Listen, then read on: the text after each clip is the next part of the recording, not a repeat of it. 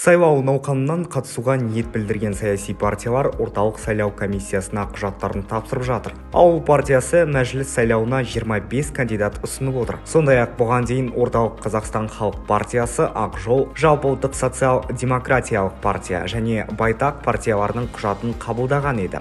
Ақ жол партиясының көшбасшысы Азат Перуашевтың айтуынша, партиядан партиялық тізім бойынша 54, бір мандаттық округ бойынша 24 кандидат ұсынылған. Жалпыұлттық социал-демократиялық партия атынан құжаттарды орталық сайлау комиссиясына партияның саяси бірлестігі орталық аппараттарының жетекшісі Талғат Омаров тапсырды. Ал байтақ жасылдар партиясының үміткерлер тізімін ұйым төрағасы Азаматхан Әміртай тапсырды. Мәжіліс сайлауына кандидаттардың 18-і партиялық тізім, 4-еуі бір мандатты округтер бойынша қатысады.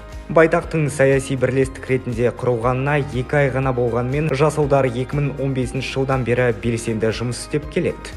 Айта кетейік, партияның үміткерлері Қызылорда, Түркістан облыстары, Алматы және Астана қалаларындағы бір мандатты сайлау округтер бойынша да ұсынылып жатыр.